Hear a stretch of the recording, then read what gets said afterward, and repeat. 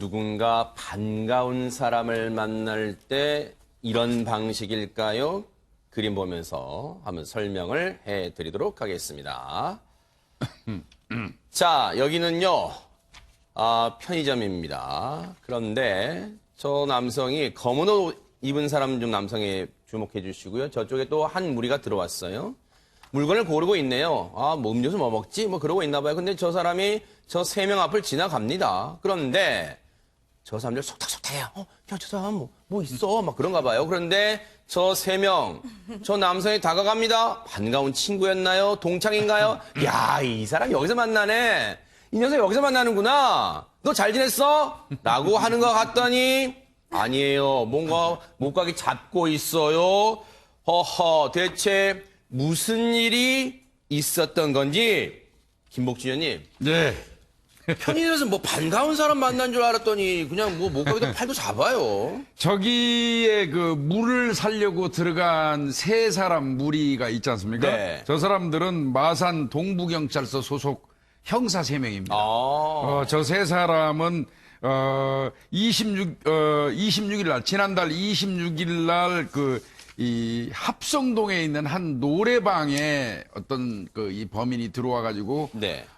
노래방 주인이 없는 틈을 타서 지갑에 있던 현금 100만 원 그리고 이 장면이에요, 지금? 네, 다른 이 지갑 내에 있던 귀금속 뭐 등등 해갖고 한 350만 원 상당이래요. 아하. 그거를 훔쳐가지고 달아났던 그 범인의 그 수사를 위해서 동원된 형사들이에요.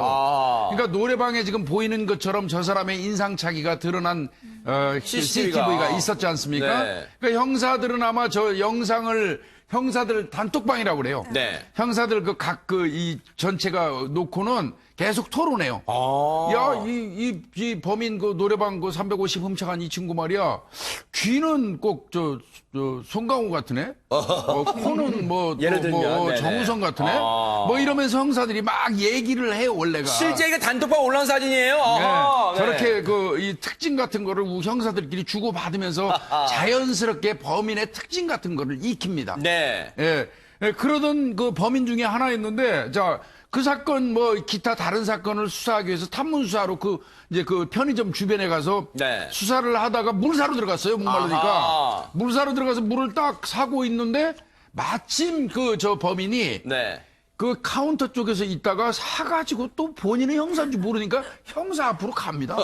가서 이렇게 쓱 지나가요. 네. 그 순간 형사들이 이야. 바로 이거 우리가 계속 단톡방에서 얘기하던 그 범인 맞네. 그래가지고 저렇게 검거하는 겁니다. 세상에 그 뉴스파이터 시간에도 김복준 의원님이 그런 우스갯소리 해주셨잖아요. 경찰들은 집에 가서 자기 부인보다 더 많이 보는 사진이 범인 사진이라는 거. 근데 실제 그랬나 봐요. 저 물 사고 저 경찰 3명 앞으로 지나가는 그 순간 한 1, 2초 됐을까요? 그 순간에 얼굴을 알아봤어요. 경찰 얘기 들어보시고 이어가 보도록 하겠습니다. 그 노래방에 있던 그 CCTV 기기가 굉장히 좋은 거더라고요. 그래가지고 인상 차이가 잘 나와 있어서 그거를 저희가 이제 갖고 다녔거든요. 휴대폰 속에 저장을 해가지고 탐문 수사를 나가기 전에 이제 물을 한 잔 마시려고 이제 편의점에 들어갔는데 마침 거기에서 피해자를 발견해가지고 저희 검거하게 됐습니다. 처음에는 아니라고 이렇게 부인하다가 저희가 사건 개요에 대해서 설명하니까 그때부터 이제 손하고 발을 막 떨더라고요. 그래서 이제 이 사람 범인이 맞거나 100% 직감을 했죠. 교도소에 출소하고 나서 특별한 일 없이 직업 없이 다니다가 생활비가 부족해가지고 그래서 범행을 하게 됐다고 진술을 하더라고요. 그 인상착의가 좀 특이했거든요. 그게 영화 속에 나오는 한 배우하고 좀 닮아가지고 그 배우랑 닮았었어요. 그 영화에 나오는 배우. 살인의 추억에 나오는 그 향수기 부르는 그 친구 있잖아요. 바로 확인을 할 수 있었어요. 여러분, 이게 정말 웃지 못할 얘기가 또 숨어 있네요.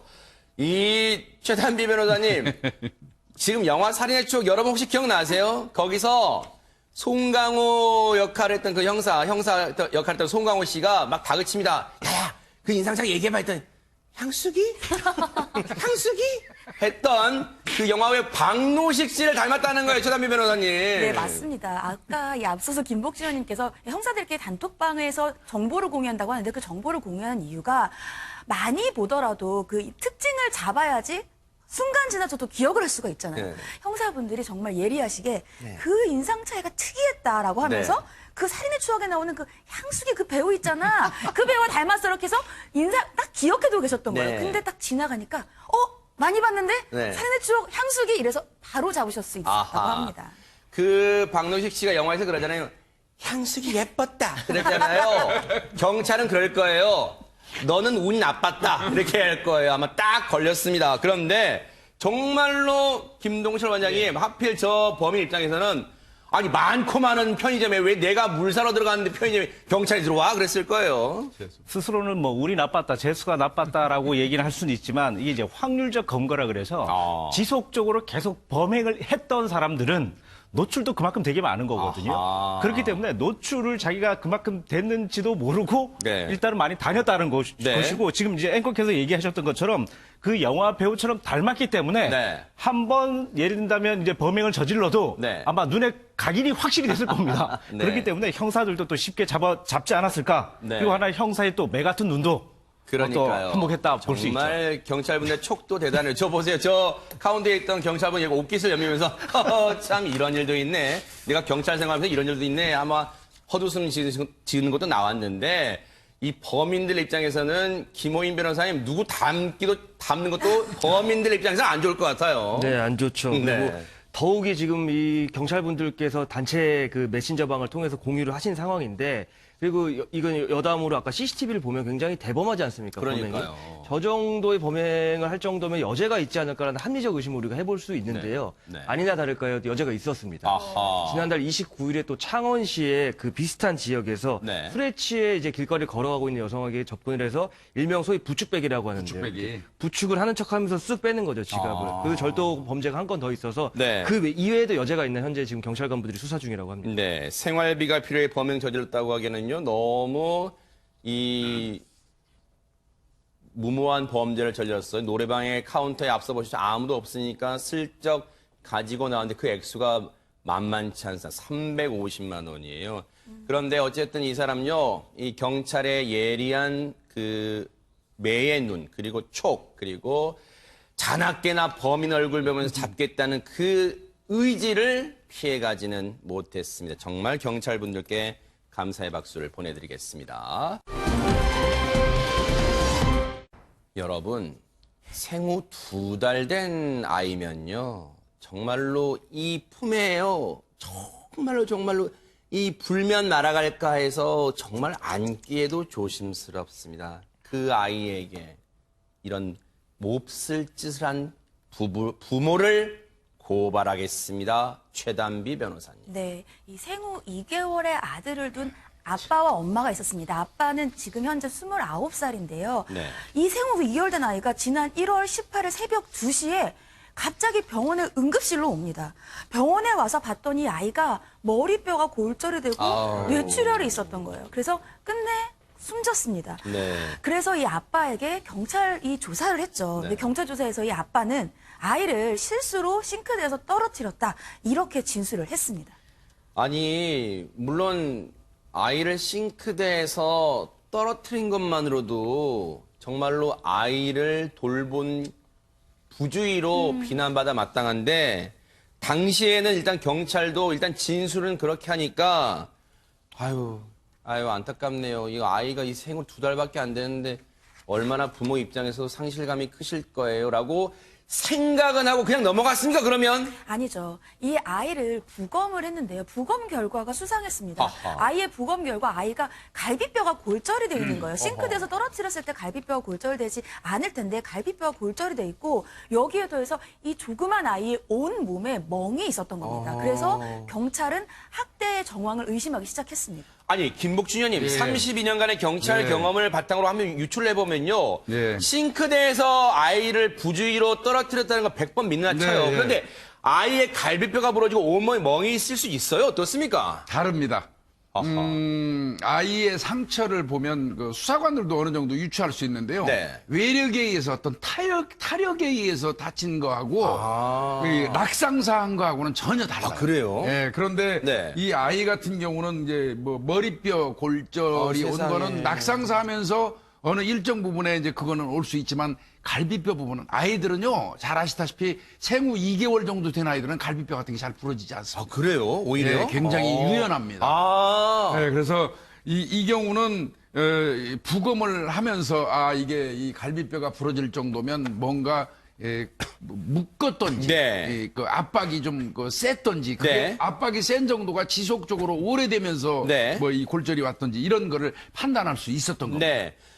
그런데 경찰 조사에서는 뭔가 의심적인, 미심적인 부분은 있었지만 이게 명확하게 이 부모의 행적에 대해서, 그날 행적에 대해서 뭔가를 밝혀내진 못했나 봐요. 일단은 그래서 수사 기일이 됐겠죠. 이걸 검찰에 넘겼습니다. 그런데 김복준 의원님, 예. 검찰 조사에서 정말로 충격적인 반전이 있었다면서요? 예, 결국은 이 사람이 자백하기에 이르는데 아마 그 갈비뼈 부러진 부분 여기 아마 집중적으로 추궁을 했을 겁니다. 네. 그런 과정에서 이제 머리 다친 것까지 얘기가 나왔는데 아이가 너무 울면서 잠을 자지 않아서 본인이 3차례 정도 머리를 때렸다. 이렇게 자백을 한 겁니다. 그러니까 네. 세상에 생후 2개월이면 요만할 거예요. 이런 그러니까요. 어린아이를 이 성인 29살 먹은 남자가 때렸다면 네. 충분히 이 두개골 골절 나올 수 있죠. 예. 울며 잠을 안 잔다고. 정말 생후 2개월입니다. 앞서도 말씀드렸지만요. 품 안에 안을 때도 부모들이 조심스러워해요. 정말로 우리 아이 어디 다치지 않을까, 불면 날아갈까. 그런데 그 생후 2달 된 아들을 잠을 안 자고 운다고 3차례 때려요? 하지만 김호인 변호사님 이 말도 100% 믿을 수 있습니까? 지금 뭐 이 아이의 아버지는 충동적 범행이었다는 뭐 변명을 했던 네. 것으로 보이는데요. 근데 충동적 범행이라고 우발적 범행이라고 하면 우리가 계획에 없던 일회성에 그치는 정도의 범행을 얘기하는데 이 사건의 그 안을 들여다보면 너무나 잔혹하고 상습적인 그 폭행이 계속 반복이 그래요? 됐습니다. 그 이 아이 아버지의 말과는 다르게 그 출산 이후에 12월 하순부터 1월 중순경까지 네. 아이가 울 때마다 이거 참 뭐라고 표현해야 될지 모르겠지만 아이의 몸을 결박해서 수건을 이용해서 결박을 했고 나중에 부검 결과에서 드러난 이제 사실인데 그 과정에서 아이의 갈비뼈까지 골절이 됐다고 합니다. 그래서 세상에. 말 한마디 못하는 아까 김복준 교수님 말씀하신 대로 아이들이 유연하기 때문에 성인보다 이제 뼈가 그 잘 안 부러지거든요. 이런 얼마나 그 큰 충격을 받았으면 이런 일이 일어날까 너무나 안타까운 사건입니다. 김동철 원장님, 이런 사람들이 부모입니까? 아이를 낳는다고 다 부모가 되는 게 아니에요. 거의 12월 달부터 그러니까 아이를 낳자마자 사실 이렇게 학대를 했다라고 이제 진술을 하고 있거든요. 뭐 사실 절대로 낳아서도 안 되고 네. 사실 이게 뭐 이건 어떻게 저희들이 뭐 표현할 수 없는 정도의 그런 사건인데 부모의 심리는 사실은 2가지로 나눌 수 있는데 무조건 애착의 심리가 있습니다. 본인이 낳았기 때문에 그 애착은 사실 혈족이면 누구나 뭐 앵커님께서도 알다시피 누구나 다 애착이 가고 있는 거고요. 네. 그리고 또 하나는 뭐냐면 힘없고 약한 아이지 않습니까? 네. 그 부분에 대한 공감 능력이 있는 게 사실 인간의 본능이거든요. 네. 그런데 이 사람들은 자녀에 대한 애착 심리도 없고 네. 그리고 정말 약하고 보호해줘야 될 아이에 대한 공감 능력도 없는 네. 이 2가지가 사라져버린 본능적으로도 문제가 있는 이런 사람이라고 보여집니다. 아이가 생후 2달이면 배가 고파 울건 열이 나서 울건 우는 거예요. 그런데 그 운다고 때려요? 근데 그 폭행도 상습적으로 이루어졌고 아이 몸을 묶어요? 수건으로 결박해요? 최단비 변호사님, 대체 이유가 뭡니까? 이유가 대체. 이유를 들으면 더 놀라실 겁니다. 이 이유가 바로 게임 때문이었습니다. 이 아빠와 엄마는 평소에 집에서 컴퓨터 6대를 돌리면서 게임 아이템을 채굴을 해요. 채굴을 하고 이 아이템을 팔아서 경제적인 수익으로 생계를 유지하는 그러한 부모였는데 이제 아이가 태어났으니까 양육비가 들겠죠. 그러니까 네. 경제적 부담감으로 스트레스가 심해졌다. 네. 그래서 이러한 스트레스가 심해진 상황에서 아이가 보채자 홧김에 범행을 저질렀다. 이렇게 아빠는 진술을 하고 있는데 네. 결국은 그 얘기가 본인이 스트레스가 심해지니까 이 스트레스의 원인을 이 작은 아이에게 원망을 돌리는 거잖아요. 네. 결국 이 아빠는 아이를 돌보면서 게임 아이템을 모으는데 아이를 돌봐야 될 시간이 필요하니까 결국은 아이템을 덜 모으게 됐고 이 모든 게 아이 탓이라고 생각을 한 거죠. 여기서 더 문제가 되는 것은 경찰 조사에서 이 부모는 아이를 상습적으로 학대했다라는 여러 정황들이 드러남에도 불구하고 마치 아이가 보채니까 홧김에 아이를 이렇게 상해해서 치사에 이르게 한 것처럼 우발적 범행을 주장한다는 게 더 문제가 있다라고 보입니다. 아니, 그래요. 온라인 게임으로 컴퓨터 6대를 집에 놔뒀대요. 그런데 이 자체를 뭐라고 싶지는 않습니다. 이것도 뭐 직업으로 할 수는 있으니까요. 돈을 벌겠다는 거니까. 그런데 그걸 하면 아이는 아이대로 정성을 다해서 사랑을 다해서 돌봐야죠. 아이 때문에 아이돌 보느라고 시간이 부족하니까 온라인 게임 아이템 발굴 시간이 늦어져가지고 돈을 못 버니까 이게 아이 탓이라고요? 이런 해괴망측한 얘기가 어디 있어요? 그런데 김복준 의원님, 예. 아이 아빠라는 사람이 이런 인간만도 못, 짐승만도 못한 짓을 몹쓸 짓을 하고 있을 때 그럼 네. 대체 엄마라는 사람 뭐 하고 있었습니까 대체? 그러니까 이 아이에 대한 학대가 하루 이틀이 아니잖아요. 네. 여러 기간 동안에 걸쳐서 됐는데 평소에는 남편이 아이를 학대하는 모습을 목격했다고 합니다. 아하. 그런데 당일날 아이가 숨지는 날에는 아마 이 엄마 되는 사람은 잠자고 있었던 걸로 조사가 됐어요. 네. 그러니까 적어도 아이를 구타해가지고 숨지게 할 때는 아마 목격하거나 현장에서 방조한 것 같지는 않습니다. 아. 그러니까 그 부분에 대한 책임은 따지지 않겠지만 네. 그 이전에 아이를 상습적으로 학대하는 모습을 보면서도 방조했다면 그 부분에 대한 이거 형사 책임은 물을 수밖에 없을 겁니다. 하하.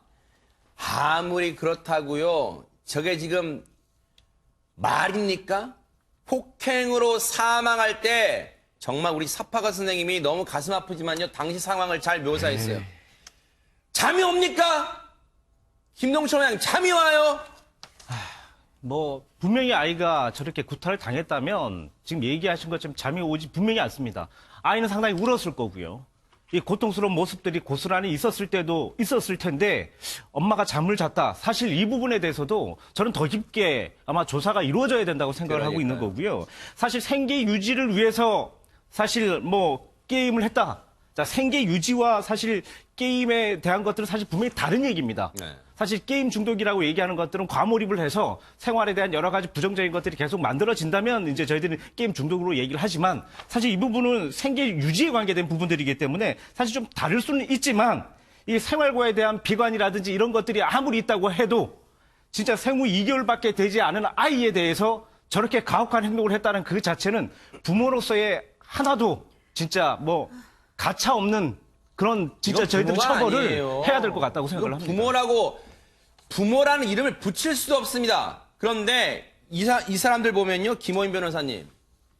마치 무슨 마약 같아요. 자기 아이가 생후 2달 된 아이가 보챈다고 학대를 하고 폭행을 한다면 이 사람들은 마치 마약에 빠져 있는 거예요. 온라인 게임기 아이템 발굴하고 있어요. 채굴하고 있어요. 이 온라인 게임 아이템 발굴에 대해서 좀 이제 사회적으로 논란이 많은데요. 이제 게임 자체에 대해서는 뭐 별 문제가 없습니다. 그런데 거기서 사용되는 아이템이 현금의 가치를 지닌다는 게 문제인데 이 왜 현금의 가치를 지내냐면 이 게임에 굉장히 그 열중하는 사람들이 있는데 그 안에서 구하기 어렵고 그 아이템을 얻으면 굉장히 능력치가 올라가는 거예요. 그러니까 현실 세계로 치면 실제로 그 재물을 얻는 것처럼 그래요. 네, 그렇기 때문에 이런 이제 아이템을 사고 파는 거래가 이제 활성화되고 있고요. 이 부모 같은 경우에는 정도를 넘어섰죠. 앵커님 말씀대로 이제 마약처럼 이제 네. 느껴졌을 거고 여기서 게임을 발굴하면서 생명의 가치를 등한시할 정도니까 정말 큰 지탄을 받아야 될 사건이라고 보여집니다. 최단비 변호사님.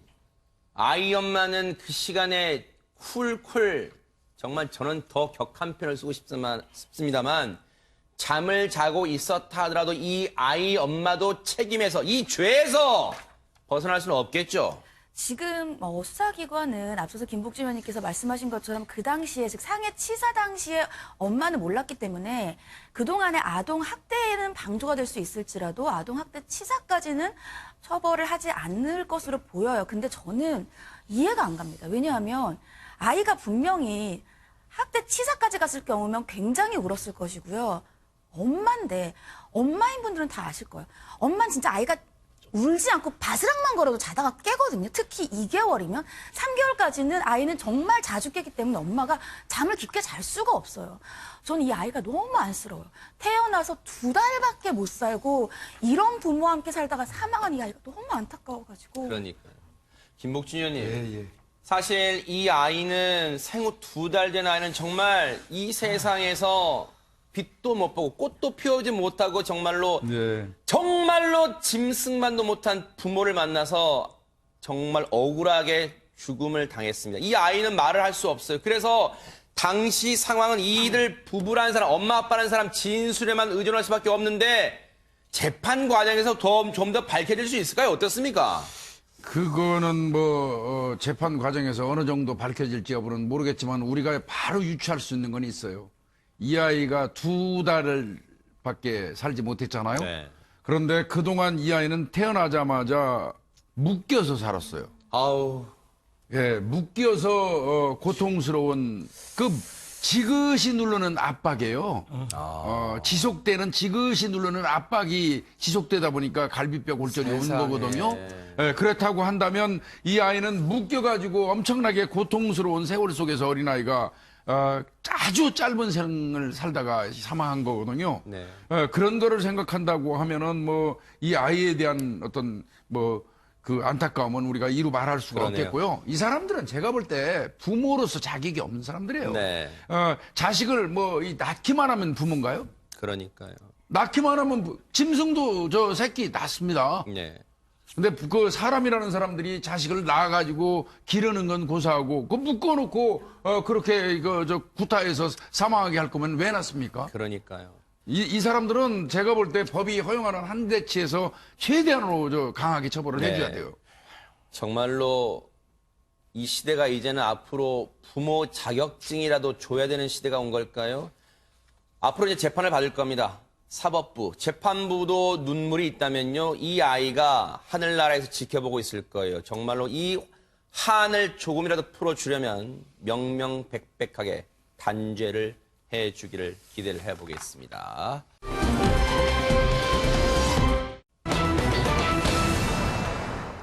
참 도로에서 여러 가지 일들이 벌어지는데 이게 왜 허구한 날 이런 일이 안 끊기고 계속 일어나는 거예요. 그림 보면서 한번 설명을 드려보도록 하겠습니다. 여기가 강남의 논현동의 한 도로인데 골목길에서 이제 뭐 스포츠카가 나오려고 해요. 자기들끼리 주섬주섬 하는데 갑자기 달리네요. 뒤에 보니까 순찰차가 따라옵니다. 경찰차가요. 그런데 보세요. 질주를 합니다. 그야말로. 이른 아침 시간이었어요. 그런데 신호도 무시한 채 저렇게 달리고 하마터면 화물차 들이받을 뻔했죠. 지그재그 피해갑니다. 중앙선은 뭐 이 사람들한테 필요 없어요. 다 넘어가고 저렇게 교통섬까지 지나다가 좌회전 신호 기다리는 차를 들이받고 보세요. 이 다음에 영화한 장면입니다. 빙글빙글 돕니다. 저렇게 하마터면 다른 차 있었으면 더 큰일 날 뻔했고요. 결국은 순찰차와 충돌한 뒤에 멈춰섰고 검거 장면입니다. 광란의 질주가 여기서 막을 내리는데요. 대체 저 이른 아침에 저 상황, 저 차는 대체 무슨 일이 있었던 걸까요? 김복준 의원님. 5월 13일 저 시간대가 새벽 05시 45분경이니까 거의 6시가 다 된 시간대예요. 강남구 논현동 쪽입니다. 네. 그 클럽이 밀집된 그 인근이라고 합니다. 그래요? 여기에서 시가 한 2억 원 상당의 파란색 스포츠카죠. 아하. 그 외제차예요. 2억이나 해요? 예, 뭐 2억 상당이라고 네. 합니다. 이 차가 이제 아마 그 술을 마시고, 그러니까 밤새도록 술 마셨겠죠. 쿵쾅 네. 하면서 술 마신 거예요? 네, 술 마시고는 이제 이 운행을 하다가 경찰 음주 단속을 보게 됐어요. 네. 그러니까 그대로 경찰을 피해서 유턴해가지고 도주를 시작하는 겁니다. 도주를 시작하니까 경찰이 당연히 추적을 시작하겠죠. 그러겠죠. 경찰차는 아마 추적조를 2개로 나눠가지고 쫓은 것 같아요. 2개 조로 나눠서 쫓았는데 이 사람이 도주하는 과정에서 저게 강남 그 도심입니다. 그렇죠. 거기에서 정말 말 그대로 광란의 질주예요. 시속 130km로 달렸어요. 대박. 그리고 7번가량에 걸친 신호 위반까지 하면서 네. 이 도주를 하다가 조금 전에 나온 것처럼 도저히 거기서 이제 워낙 과속이다 보니까 꺾지 못하고 네. 저 대기 중인 차량을 들이받으면서 그냥 뱅글뱅글 그 충격으로 돌다가 아하. 검거가 된 거죠. 7차례에 걸쳐 신호 위반했어요. 저 때가 그나마 천만다행이라고 위안을 삼는 게 뭐냐면 새벽 시간이에요. 그나마 차량의 통행이 뜸해서 저 광란의 저 도심에서 130km를 밟았대요. 어마어마하다. 김호인 변호사님, 저 광란의 질주 끝이 났지만 경찰분들도 안전에 심각한 위협을 받았을 것 같습니다. 네, 지금 저희 자료화면 보신 대로 정말 말 그대로 광란의 질주였습니다. 네. 영화의 한 장면을 보는 것 그렇죠. 같았는데 지금 이제 그 강남 사거리에서 이제 속도를 줄이지 못하고 우회전을 하다가 1억 원을 호가하는 외제차 2대를 일단 들이받았어요. 또 그래요. 1억 원. 아하. 하필 이제 그렇게 들이받은 겁니다. 근데 네. 그 충격으로 차가 뱅글뱅글 돌았는데 아하. 그 와중에도 이제 순찰차가 추격을 하니까 뱅글뱅글 도는데 후진을 한 거예요. 아하. 정말 영화 같은 장면인데 정신이 없는 거예요. 정신이 없어요. 지금 나오죠. 저 차가 피해 차량이 그렇죠, 예, 예. 1억 원째 외제차이군요. 피해 지금 차량. 피해 차량 네네. 1억 아. 원짜리고 저기 돌면서 후진을 하는데 그 상태에서 저 뒤에 쫓아오는 순찰차가 있는데 네. 후진을 또 하다가 다시 순찰차를 들이받습니다. 큰일 날 뻔했다, 진짜. 네. 이 과정에서 그 아까 그 외제차 2대 타고 있던 일반인들과 이 그 경찰관분 포함해서 무려 3명이 부상을 당했다고 세상에요. 하고요. 사망 사고가 발생하지 않은 게 정말 그러니까요. 다행이죠. 천만 다행입니다. 자, 당시 추격을 벌이던 정말로 저런 장면 보면요. 경찰분의 가족분들은요. 정말 아마 출근할 때마다 마음 졸일 거예요. 가슴 조마조마합니다. 실제 저런 영상 보면요. 손이 벌벌 떨릴 거예요. 자, 경찰 얘기 들어보시고 이어가 보도록 하겠습니다. 이 차량이 이제 과속을 하면서 도로교통법규는 한 7가지 정도를 이제 위반하면서 이제 차량이 아무래도 이제 고가 차량이라 이제 시속을 이제 많이 하는 상황이어가지고 강남간내라 약간 5km를 도주하는 동안 저희가 수차례 정차 명령을 했고요.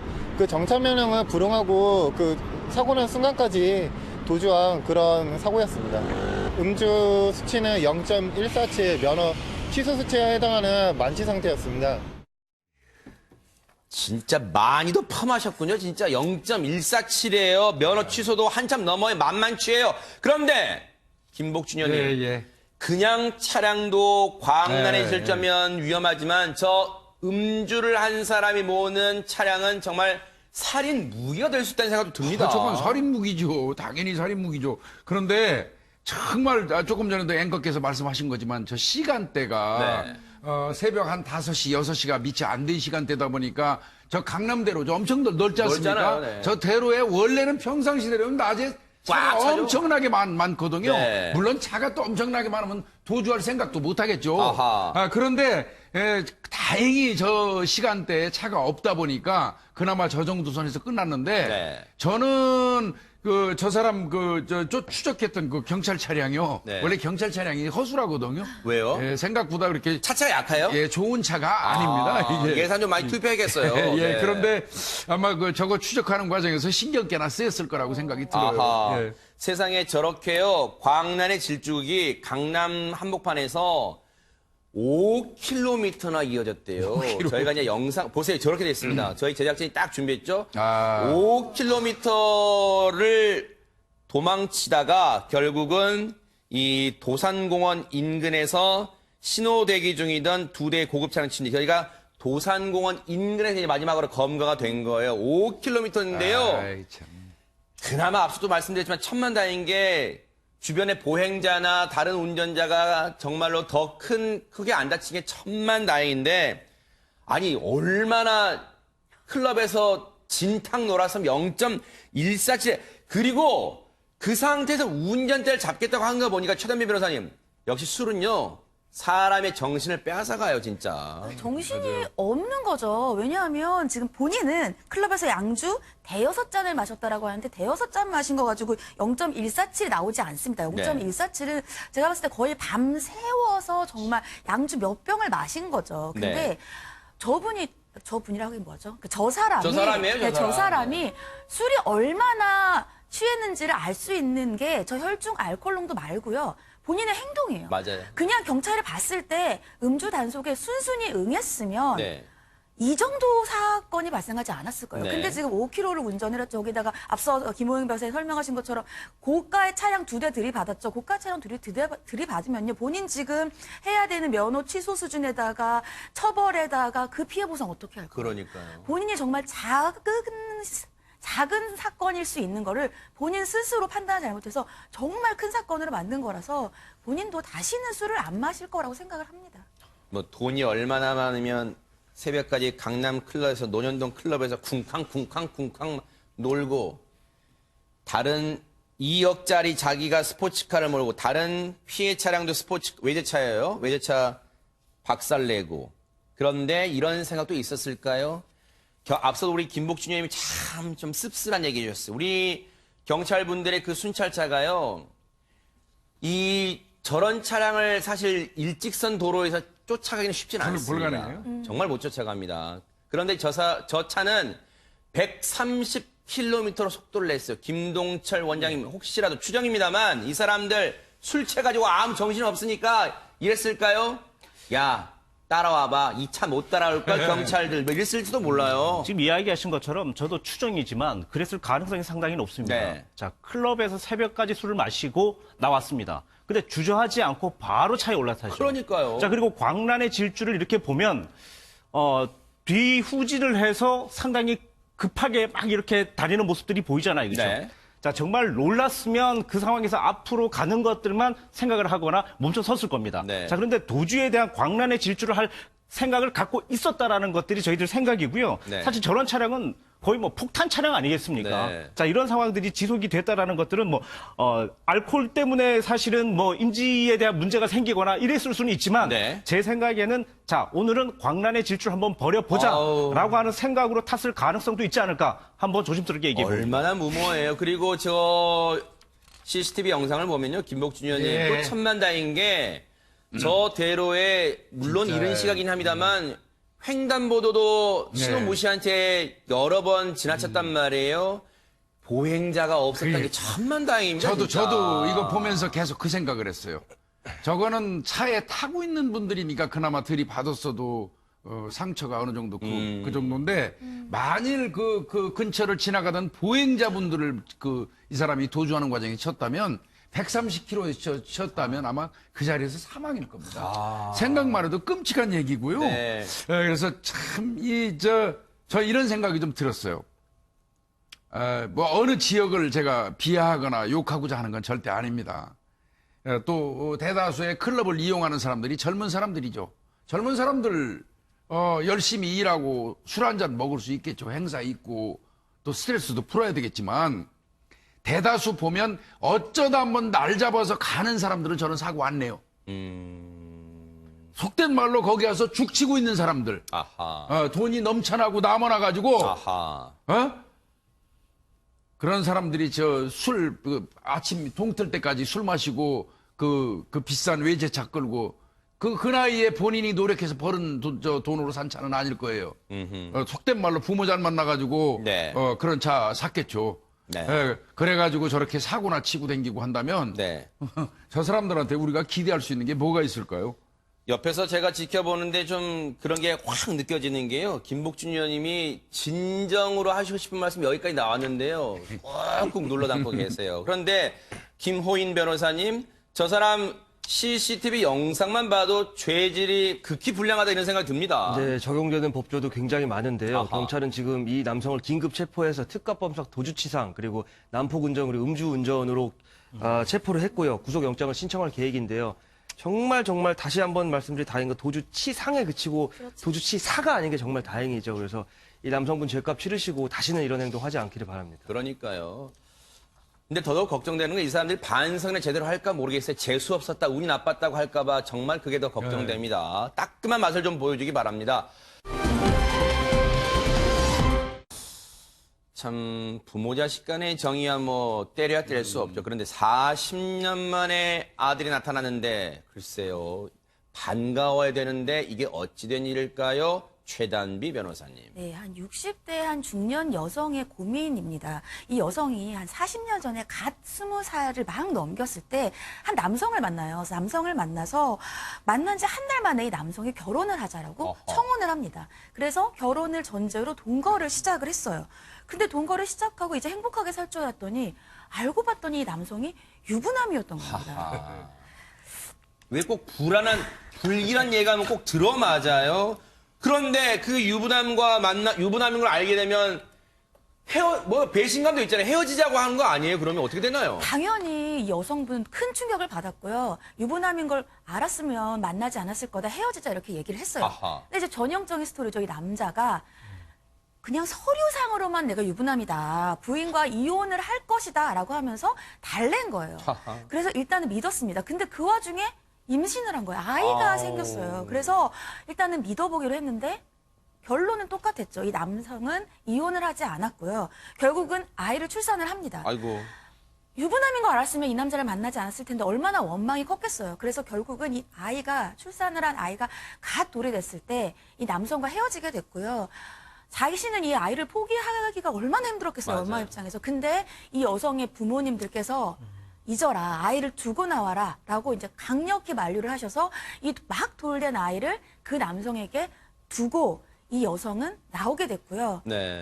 그 일로 이 집에서 쫓겨납니다. 아이고. 부모들이 너가 너무 뭐 창피하다 소위 하면서 집에서 쫓겨났고요. 결국 힘든 젊은 시절을 보내게 됩니다. 그 당시 사회적 분위기는 그랬을 수 있을 것 같아요. 결혼도 안 한 여성이 아이를 낳았다는 게 금방 또 주변에 소문 퍼졌겠죠. 그러면 이제 부모님 입장에서는 주변 사람들 보기에 민망하다 해서 그 따님에게 온갖 타박을 했을 수 있어요. 그래서 못 견뎌서 집을 나오게 됐다는데 그래도 여기서 김동철 원장님 이 여성분은 정말 피해자예요.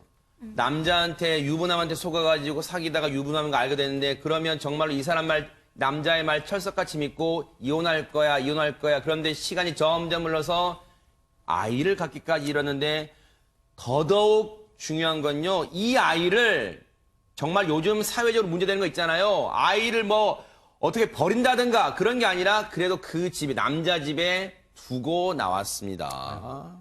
이게 여자의 아픈 기억 심리라고 하는 것이 있는데 그걸 보면 아이를 이제 본인 스스로가 챙기지 못했을 때 그리고 또 아이가 본인보다 먼저 죽었었을 때 그랬을 때의 애도 심리가 상당히 길어지고요. 애착 심리가 상당히 길어집니다. 네. 그 이유가 여러 가지가 있겠지만 아이를 두고 새로운 결혼을 했었잖아요. 네. 그리고 거기에 대한 자녀가 있는데 네. 계속 생각이 나고 지금 현재 이 아이들에겐 잘해주지만 네. 두고 온 아이에 대한 미안함, 서글픔 이런 것들이 계속 지속이 되기 때문에 상당히 심리적으로 위축이 되거든요. 아하. 엄마의 심리 중에 가장 문제가 되는 것들도 사실 이런 문제들 때문에 우울증이 발생을 하고 결국은 그 아이를 찾지 못하거나 했었을 때에 스스로 목숨을 끊는 경우도 있습니다. 그 정도로 상당히 심각한 문제다 이렇게 볼 수는 있겠죠.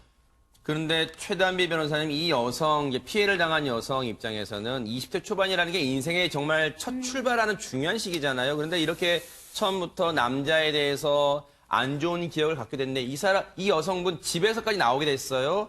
어떻게 자기의 생활을 잘 꾸려나갈 수 있었을까 걱정이 됩니다. 너무 다행히도 몇 년이 지나서 아주 좋은 남성분을 만난 아이고, 잘 거예요. 됐네요. 그래서 결혼을 했고 아이도 낳고 정말 평온하게 지금 60대 중반까지 살아오셨습니다. 근데 남편한테는 얘기를 했어요. 내가 사실은 과거에 이런 일이 있었고 아이를 두고 왔다라는 얘기를 했지만 새 남편과의 사이에서 낳은 아이들에게까지 그 얘기를 할 수는 없었어요. 그리고 솔직하시네요, 이분. 그렇죠. 네. 그래서 아이들은 모르는 채로 현재까지 지냈습니다. 네. 그런데 네. 1년 전에 그 40년 전에 헤어진 아들이 연락이 온 거예요. 얼마나 반가웠겠습니까? 어허. 김동철 위원님 말대로 항상 마음 한켠에 있었던 아이인데 연락이 왔으니 정말 반가운 마음에 이 아이를 만났습니다. 네. 아들을 만났는데 얼마나 미안했겠어. 내가 그동안 못해줬으니까 미안해서 두어 번 정도 만났는데 두어 번 만나니까 갑자기 이 아들이 돈 얘기를 꺼내기 시작합니다. 어허, 이것도 불길한 예감이에요. 네. 엄마에게 돈을 요구하기 시작했습니다. 네. 근데 이 여성분이 남편이 이제 사망을 하셨어요. 나이가 있으셔서. 그래서 남편이 두고 간 저축으로 근근히 이제 노후를 연명을 하고, 그러니까 노후를 이제 지내고 계셨는데 아들이 갑자기 돈을 요구하니까 줄 돈이 없는 거예요. 줄 돈이 있으면 좋겠습니다만은. 어허. 그래서 거절을 했습니다. 네. 그랬더니 이 아들이 이 엄마가 살고 있는 집이 있어요. 엄마의 명의로. 이 집을 딱 얘기를 하면서 집이 있지 않느냐. 그리고 나도 엄마의 아들이지 않느냐. 그러니까 지금 엄마가 아버지와의 사이에서 낳은 아들만큼이나 나도 상속권이 있다. 그러니까 그 집에서의 상속권을 내가 포기를 하고 상속 포기각서를 지금 쓸 테니까 네. 내가 받을 몫을 지금 달라라고 요구를 하기 시작을 합니다. 그래서 이 엄마가 너무 놀라서 이 아들과는 더 이상은 연락을 하지 않고 인연을 끊어야겠다 싶어서 아. 연락을 받지 않기 시작했습니다. 네.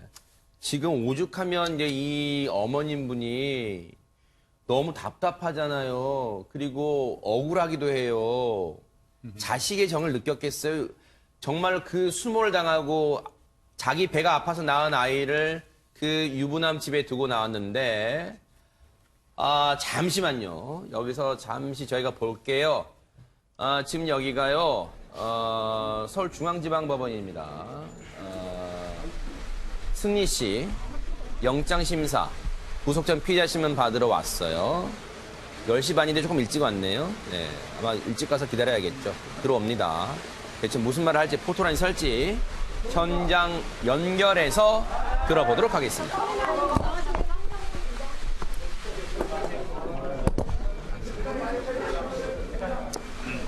저렇게 하면 안 돼요.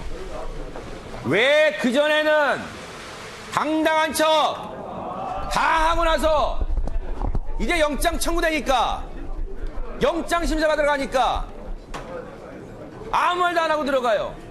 자신 있으면 얘기를 해요. 포토라인 서가지고 얘기를 하세요. 물론 하도 요즘 언론에서 그런 기획기사 나옵니다.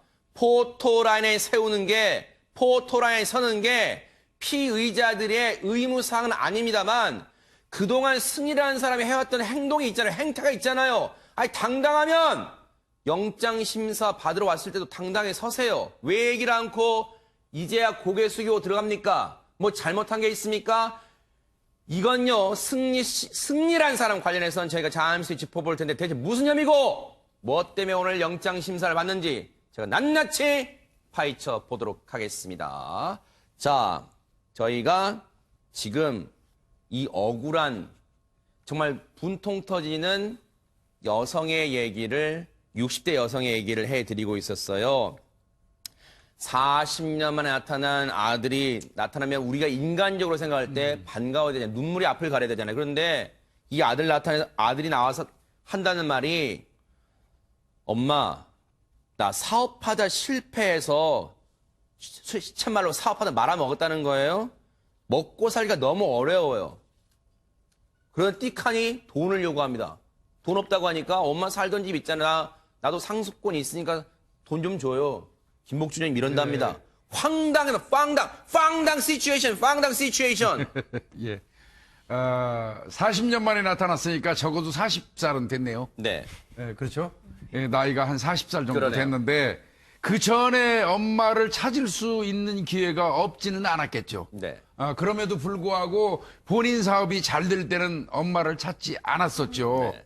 그런데 이제 어느 정도 시간이 흐르고 또 사업도 안 되고 망하니까 그래 나한테는 엄마가 있지. 내가 들었겠죠. 뭐 변호사님들을 통해서 상속은 피를 타고 흐르는 거니까요. 네. 그러니까 어떤 경우도 나를 뭐 낳아준 엄마가 가지고 있는 재산은 나한테도 한 몫이 된다는 거를 아마 얘기 들었을 겁니다. 네. 그거 알기 때문에 이제 엄마한테 만나자고 뒤늦게 나타나서 했고 40년 만에 나타난 그 아들을 본 엄마 입장에서는 본인이 길러주지 못했던 어떤 그 죄책감 같은 게 있었지 않겠어요? 그러네요. 그러니까 얼마나 잘해주고 싶었겠습니까? 그런데 그거를 이용해서 이제는 엄마 집 있는 거 다 알으니까 또 그거에 대한 상속 어떤 지분이 나한테도 난 친아들이니까 피를 네. 이어받은 그러니까 있으니까 지금 미리 돈 좀 해주면 내가 상속 포기하겠다 이런 식으로 지금 엄마한테 얘기하는 건데 이거는 그러면 애초부터 엄마를 만난 목적이 그러니까요.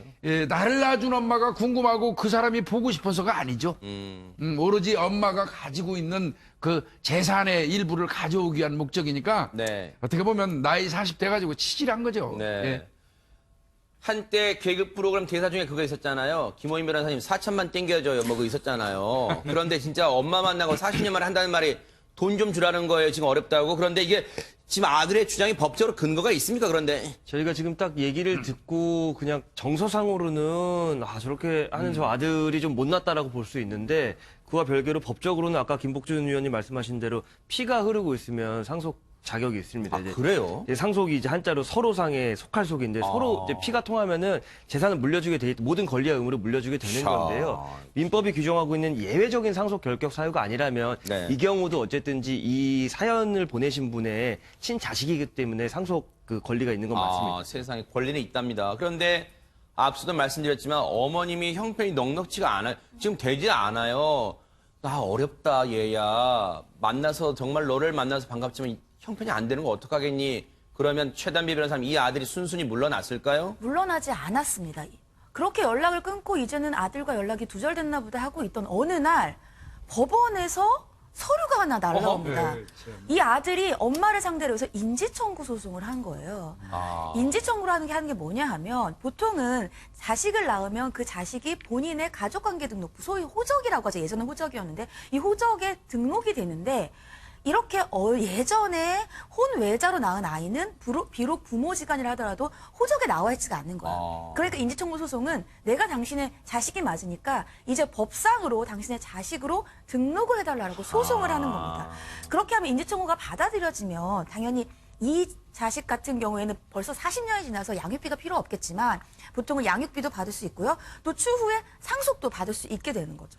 이게요, 지금 왜 이 여성분이 사정이 딱하냐면요. 앞서 말씀드렸죠. 이 여성분이 자신의 과거에 대해서 남편분에게는 솔직하게 다 털어놨어요. 사실은 내가 몇 년 전에 처음으로 이러이러한 사람 만나서 아이를 낳은 적이 있어. 하지만 그 자제분들한테는 이 사실을 말하지 않았잖아요. 근데 이게 소송이 진행되다 보면 김동철 원장님, 자식들한테 알려질까봐 이 여성분은 전전긍긍할 수 있어요. 이게 40년 동안 숨겨왔던 사실입니다. 네. 자, 남편에게는 이야기할 수 있는 부분들이 있습니다. 네. 자, 그러나 자녀에게는 그래도 과거의 본인 모습에 대해서는 사실 알려지지 않기 위한 그런 생각들 많이 하셨을 텐데, 자, 그렇게 되면 지금까지 현재의 자녀들에게 거짓말을 해온 결과를 낳게 되는 거거든요. 네. 자, 부모로서 자녀들에게 40년 동안 거짓말을 하고 숨겼다. 네. 이 자체가 스스로에 대한 자책도가 아마 상당히 높을 겁니다. 네. 그 이외의 돈은 두 번째의 문제가 아닐까 이렇게 생각이 됩니다. 그럼 결론은 그거, 이 여성분도 알고 싶은 게 그거예요. 돈을 줘야 됩니까? 정말로 김호인 변호사님. 이 인지 청구 소송이 들어온 이유가 아까 이제 자식으로 인정을 받아야 최단비 변호사님 말씀대로 법적으로 자식으로 인정을 받아야 상속권이 생기고 결국은 그 돈을 받아낼 거 아닙니까? 근데 그 소송을 그럼 피할 수 있느냐? 결론부터 말하면 이 소송을 피하기 어렵습니다. 그냥 인지 청구 소송 과정에서 제일 중요한 게 유전자 검사인데요. 유전자 검사를 하면 그 정확도가 뭐 99.9%에 가깝게 나오고 그 일치를 하면 자식으로 인정을 받게 되는데요. 그럼 시청자분들 이렇게 생각할 수 있죠. 그러면 그 유전자 검사 피하면 되지 않습니까? 근데 만약에 유전자 검사를 거부하면 재판부가 무려 1,000만 원 이하의 과태료나 30일 이하의 감치처분, 그러니까 구치소에 보낼 수가 있는 거예요. 그래서 그 절대 피하기가 어렵고 만약에 그래도 난 끝까지 안 하겠다 그렇다고 하더라도 정황을 살펴봤을 때 유전자 검사 없이도 자식으로 인정한 그 하급식 판례도 있거든요. 그래서 이 사연을 보내신 여성분이 그래서 좀 인지 청구 소송을 피하기는 어렵다. 이렇게 보시면 됩니다. 그러면 최단비 변호사님, 이 여성분 입장에서는 앞서도 말씀드렸지만 이게 가족들한테, 특히 자제분한테 알려지게 되면 그동안 혹시라도 이제 자제분들한테 받아왔던 어머니로서의 지위, 사랑을 자제분들이 혹시라도 이제 뭐 갈등이 생길 수 있잖아요. 그러면 이 소송 안 가고 그러면 그 40년 만에 나타난 아들과 무슨 금전적으로 이렇게 협상할 수 있고 뭐 그런 건가 어떻게 해야 됩니까, 이걸? 그러니까 이런 약점을 이 40년 만에 나타난 아들이 노린 거예요. 하하. 그러니까 내가 지금 이 상속에 대해서 포기를 해주겠다. 그러니까 빨리 돈만 주면 내가 소송도 취하하고 상속도 아유. 포기하겠다는 거예요. 근데 이걸 들으시면 안 됩니다. 왜냐하면 이 아들이 요구하는 거는 법적으로 인정을 받을 수가 없어요. 상속 포기는 상속이 권리가 생긴 이후에나 포기를 할 수 있는 것이고 상속권이 생기려면 부모의 사망이 있어야 됩니다. 아직 어머니가 살아계시잖아요. 이 아들은 상속권이 없어요. 그러니까 없는 권리를 미리 포기할 수가 없는 거예요. 만약에 어머니가 지금 현재 자녀들에게 이것을 알리고 싶지 않아서 미리 돈을 주고 상속 포기 합의서를 써도 이 아들은 분명히 나중에 어머니가 사망하고 나면 또 상속분을 달라고 할 거예요. 그렇기 때문에 이 아들의 얘기는 안 들어줄 수 있는 게 맞다고 생각이 됩니다. 정말로 그럼 김복준님 여성분 참 사정 딱합니다, 지금. 어차피 제가 아까도 말씀드렸지만 뭐 상속 관련돼서는 피를 따라가요. 그러니까 줄 수밖에 없는데 네. 제 생각에는 지금 현재 남편하고 낳은 아이들이 거의 다 성인이 됐잖아요. 그러겠네요. 이 사람이 40대라면 뭐 성인일 겁니다. 성인이라면 엄마의 처지를 이해할 겁니다. 그래서 이 아이들을 전부 다 이해를 시키시고요. 네. 그 자식들과 협의를 해가지고 이제 그 밝히는 게 좋을 것 같고요. 그리고 저는 제 생각은 그렇습니다. 뭐 큰 재산이 있는 것 같지는 않지만 쓰셨으면 좋겠어요. 최대한으로 쓰실 수 있는 만큼 쓰시고요. 네. 그리고도 뭐 만약에 뭐 저거 하다 그러면 미리 유언이라든지 유서 같은 거에다가 현재의 자식들한테 준다고 남겨놓으면 뭐 결국 주기는 줘야 되는데 그 이런 경우에는 이제 그쪽 그 아이가 오면 유리분만 나가죠. 본래 받을 금액의 2분의 1만 받을 수 있거든요. 네. 충분히 쓰시고 유언해서 현재의 자식들한테 준다고 해놓고 뭐 사망하게 되면 결국 그 사람이 가져가는 건 별로 없을 겁니다. 네. 김복준 의원 말씀대로 솔직하게 자제분들에게 털어놓고 해결하는 것도 좋은 방법인데 다만 걱정되는 거 앞서 말씀드렸잖아요. 자제분들은 생전에 얼굴도 뭐 생면부지에 이 배다른 형제한테 자신들의 재산, 상속 재산이 간다는 게 탐탁치 않을 거예요. 남편분도 마찬가지고 현재 남편분도 마찬가지고요. 정말 원만하게 해결될 수 있기를 좀 기대를 해보겠습니다. 어렵겠지만요. 지금 승리라는 사람이 영장심사 받으러 들어갔어요. 일단은 최단비 변호사님, 승리에게 적용된 혐의 일단 정리를 좀 해주실까요? 그중에 이번에 눈여겨볼 혐의가 또 뭔지도 한번 짚어주시기 바랍니다. 네, 지금 현재 승리가 받고 있는 혐의가 크게 네 가지입니다. 네. 하나가 많이 들으셨죠? 성매매 알선, 그리고 특경법상의 횡령, 그리고 식품위생법 위반이고요. 네. 이번에 영장을 청구하면서 새로 밝혀진 혐의가 바로 성매매입니다. 아하.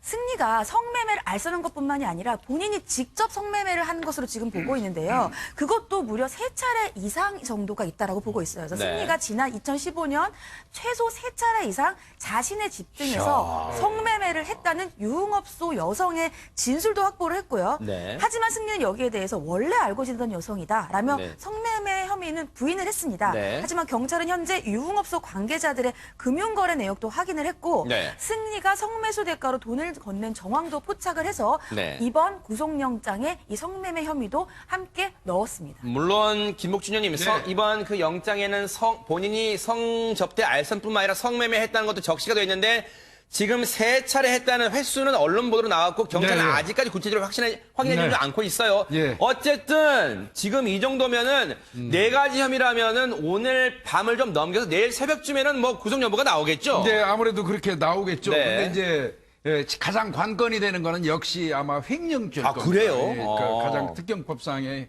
횡령죄가 가장 큰 혐의이기 때문에 그게 어느 정도 인정받느냐에 따라서 지금 상황이 좀 달라질 걸로 보이고요. 네. 다만 이제 이 혹자들 그런 말은 해요. 성매매 알선이 3년 이하의 징역이에요. 아하. 성매매를 직접 한 경우는 1년 이하의 징역이니까 일반적으로 그런 죄들은 잘 구속이 안 돼요. 네. 그런데 승리 씨의 성매매 알선은 좀 내가 볼 때는 결이 좀 다릅니다. 일반적으로 잘했다는 게 아니라요. 일반적으로 성매매 업소를 운영하는 사람들의 성매매 알선 행위 같은 경우는 생계형으로 취급합니다. 아하. 그렇지만 지금 승리의 성매매 알선 같은 경우는 이건 생계형이 아니에요. 네. 잘했다는 그 범죄가 잘했다는 뜻은 아니고요. 네. 성매매 이 경우는 본인의 어떤 사업 같은 거를 위해서 일본인 같은 사람들 불러다가 성매매를 알선한 거잖아요. 네. 그래서 3년 이하의 징역이지만 결이 좀 다르다. 아하. 그런 부분을 재판부에서 참작한다면 네. 구속영장도 발부될 수 있을 겁니다. 언론 보도에 그런 게 나왔네요. 승리 지인이라는 사람이 그랬대요. 평소 승리가 이런 말을 했대요.